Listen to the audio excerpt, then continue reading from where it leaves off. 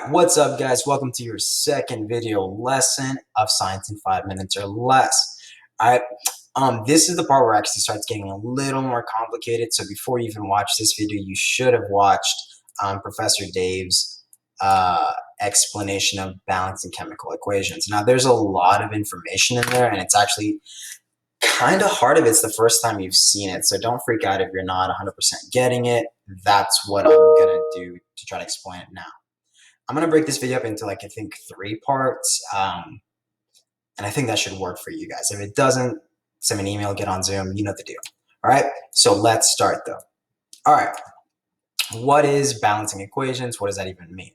It's really not the same. It's really not a different concept. It's more of just the same things we've been doing, nothing too new. But let's look at balancing equations and what it says. Okay. So a balanced equation is an equation for a chemical reaction in which the number of atoms for each element in the reaction is the same as the reactants and the product. So that's just saying what we've already looked at, right? If we start off with the reactants and we get 100 grams, what we end up with is 100 grams. Nothing new there. That's balance. That's what we call a balanced chemical equation, okay? Now, for this video, I'm going to try to keep it short and simple. And all you have to know for right now is that there's steps, really easy steps, but there's still steps in balancing. And let's go through those steps together. And you guys will have to do this as well. Okay, step number 1. Write the formula of the substances. Okay, this formula is already written for you. You don't have to do that. You don't have to worry about that. Okay, so you can skip that part pretty much every time. Step 2. Count the number of atoms in each side. So I'm going to count it on the left side, but I'm also going to count it on the right side. And we're going to see if it's the same. So let's do that together. Let's do that now. All right. So how I'm counting is I'm going to look. First of all, I want to make my list. That's how I usually start with everything. So I'm going to make, okay, and forgive my handwriting again, H.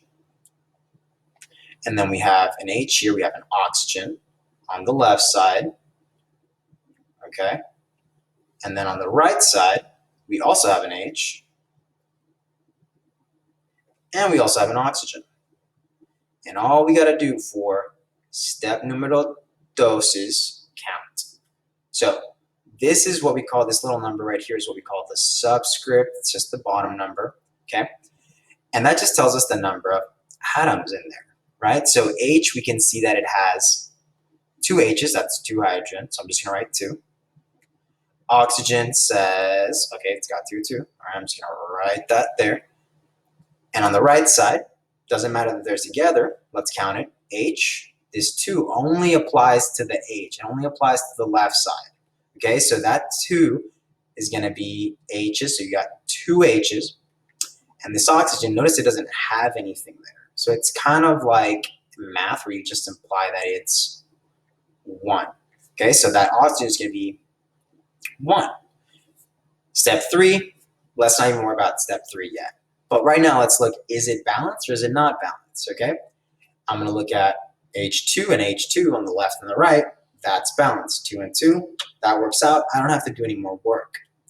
But then you look at the oxygen, and then you look at the oxygen here. You got 2 oxygens on this side, 1 oxygen over there.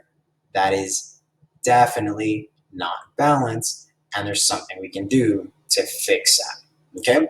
And that's what the next video is going to be about. That's what these next coefficients are going to be about. But for right now, I want you to pause and focus on step 1 and step 2, and that you know how to do those things, all right? And that's it.